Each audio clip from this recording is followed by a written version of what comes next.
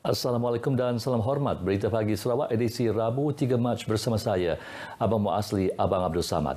Ketua dan Ahli Jawatankuasa Kemajuan dan Keselamatan Kampung JKKK di 9 buah rumah panjang yang kini dikenakan Perintah Sekatan Pergerakan berikutan penularan COVID-19 ditugaskan untuk kerja kepolisian komuniti di rumah panjang masing-masing. Timbalan Ketua Menteri Datuk Amar Douglas Ogah Ambas berkata mereka perlu memastikan penghuni rumah panjang mematuhi prosedur operasi standard SOP yang ditetapkan oleh Jabatan Kesihatan. Jelasnya, taklimat akan diberikan kepada JKKK mengenai tata cara melaksanakan tanggungjawab baru agar SOP dipatuhi dan penghuni tidak berhimpun untuk mengekang penularan COVID-19. Beliau menyatakan demikian dalam satu kenyataan selepas mempengerusikan mesyuarat Jawatankuasa Pengurusan Bencana Bahagian Betong mengenai situasi pandemik COVID-19. Datuk Amar Douglas Ogah yang juga pengerusi Jawatankuasa Pengurusan Bencana Negeri berkata, tanggungjawab itu juga dapat meringankan beban tugas pihak penguatkuasa seperti polis, rela dan tentera dalam memantau aktiviti penghuni. Beliau turut memaklumkan 2 lagi pusat kuarantin dan rawatan COVID-19 berisiko rendah PKRC dibuka di Sepauh dan Simpang Laya. PKRC pertama ialah di Dewan Sukan Tan Sri Datuk Amar Stephen Kalong Ningkan. Kesemua penduduk di kawasan Rumah Pangsa dan Perumahan Town Villa yang dikenakan Perintah Kawalan Pergerakan diperketatkan PKPD sudah menjalani ujian calitan COVID-19. Pegawai Kesihatan Bahagian Sibu Dr. Teh Jo Hun bagaimanapun berkata selepas 2 kali ujian calitan dilakukan masih terdapat kes positif direkodkan. Sehubungan itu, satu lawatan bersama pihak polis, tentera dan agensi berkaitan telah diadakan di kawasan PKPD itu. Tinjauan itu dibuat bagi memperhalusi sebarang cadangan yang akan dikemukakan kepada Jawatankuasa Pengurusan Bencana Negeri mengenai tindakan seterusnya berikutan tempoh PKPD di Sibu Jaya akan berakhir esok. Dalam pada itu, Ketua Polis Daerah Sibu, SCP Stanley Jonathan Ringgit, ketika ditemui semasa tinjauan itu, memberi amaran tindakan tegas akan diambil terhadap mereka yang gagal mematuhi prosedur operasi standard yang telah ditetapkan. PKPD di kawasan Rumah Pangsa dan Perumahan Town Villa dikuatkuasakan sejak 12 Februari lalu sehingga 25 Februari sebelum dilanjutkan sehingga esok. Seramai 1,170 petugas Barisan Hadapan di Serikit telah menerima vaksin menerusi program imunisasi COVID-19.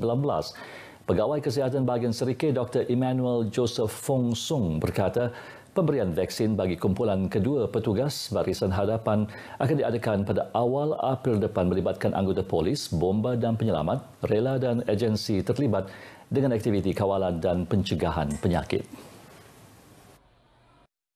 Kumpulan pertama petugas Barisan Hadapan yang menerima vaksin itu terdiri daripada kaki tangan Kementerian Kesihatan dari pejabat kesihatan, klinik kesihatan dan petugas di hospital.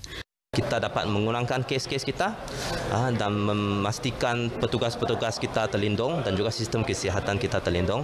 Dan akhirnya bolehlah kita selamat membuka lagi ekonomi kita dan juga kembali kepada kehidupan yang baru tapi mematuhi norma barulah. Beliau ditemui media selepas program imunisasi COVID-19 di Klinik Kesihatan Sarike. Dr. Emmanuel berkata, bagi membendung pandemik COVID-19, individu yang telah menerima vaksin juga perlu mematuhi prosedur operasi standard SOP. Sementara itu, beberapa pemimpin yang ditemui yakin pengambilan vaksin COVID-19 bukan sahaja mampu melindungi keselamatan rakyat, malah dapat memulihkan sektor ekonomi. And many more will come.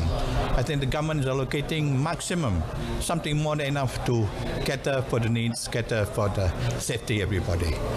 So we are very grateful. Anak ngai nurun bercucuk, nanti maya sidak dipinta, datai bercucuk, leban anak takut, anak rawan, anak irau.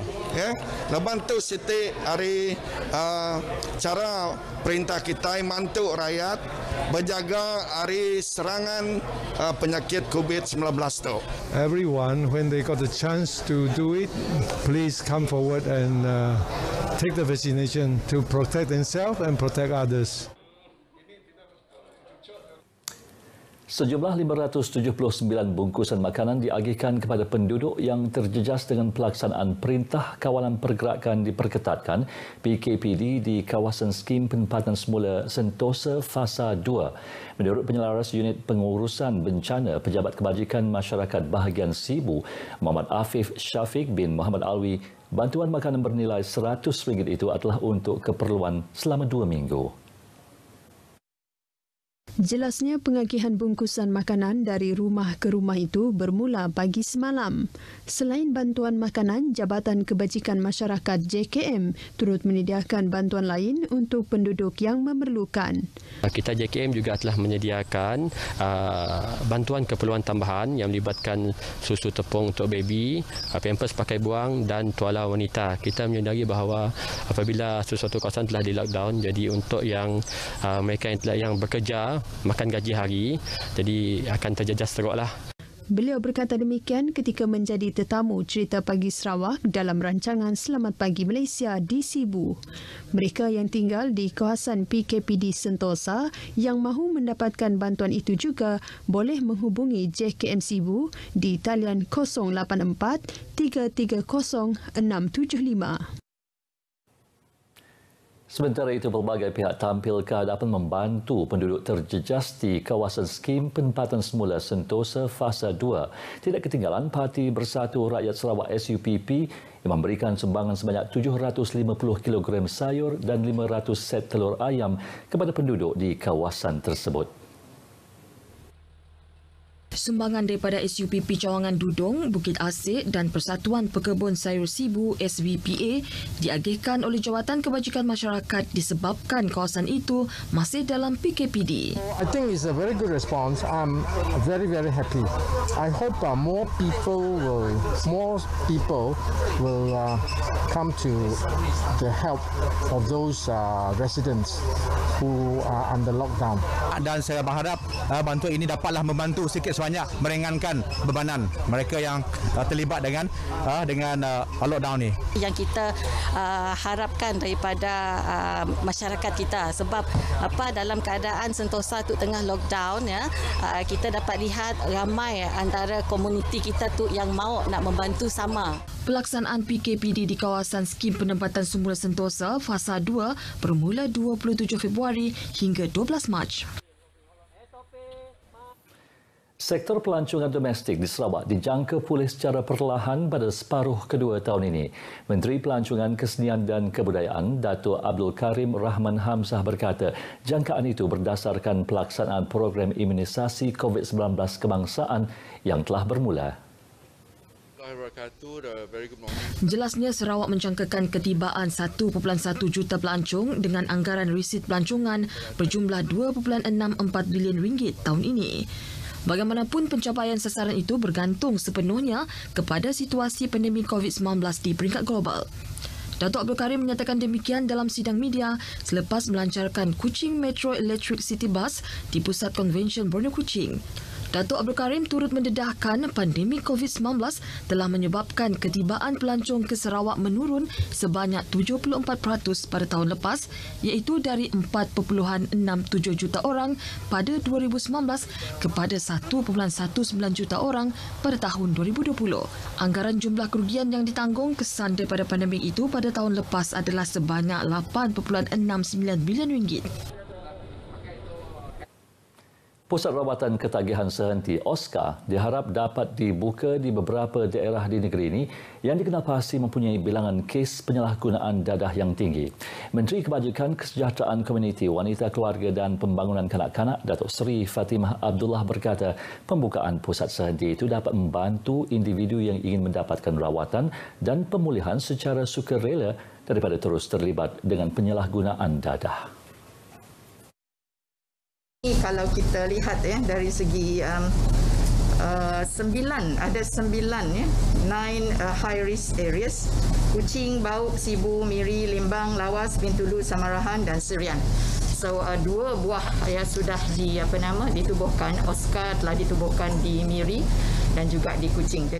Beliau ditemui media selepas melawat OSCA di Klinik Kesihatan Petrajaya Kuching, iaitu kemudahan kedua yang diwujudkan Jabatan Kesihatan Negeri.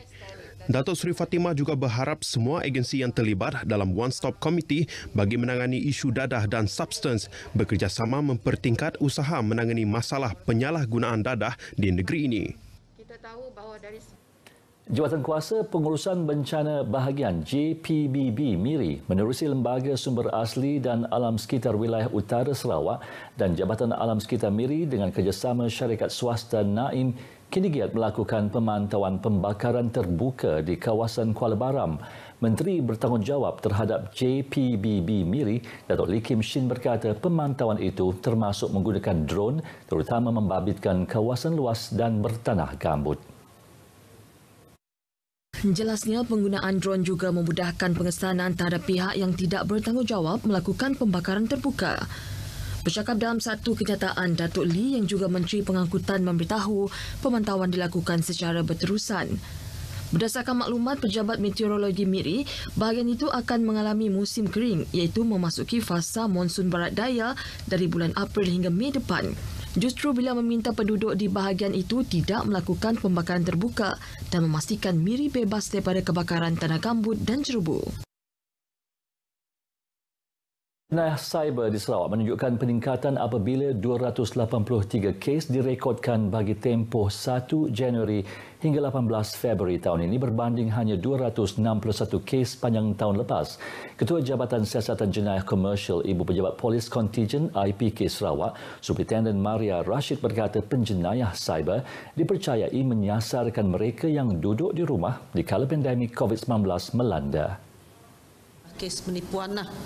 Jelasnya terdapat 5 jenis jenayah cyber yang dilaporkan termasuk African Scam, pinjaman tidak wujud, penipuan telefon, meminta kod kebenaran transaksi TAC dan juga menyamar dalam telefon. Bila duduk di rumah, mereka banyak menggunakan komputer dan handphone. So menyebabkan salah satu punca kes penipuan jenayah cyber meningkat lah. Bercakap kepada pemberita RTM di pejabatnya, Superintendent Maria mendedahkan seramai 687 individu telah dituduh di mahkamah sepanjang tahun lepas kerana terlibat dalam pelbagai kesalahan jenayah cyber.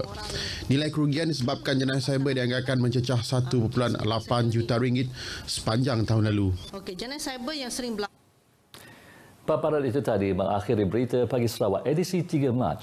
Jangan lupa daftar menerusi MySejahtera untuk janji temu vaksinasi. Bersama kita lindungi diri daripada COVID-19. Saya Abang Muasli Abang Abdul Samad. Salam hormat.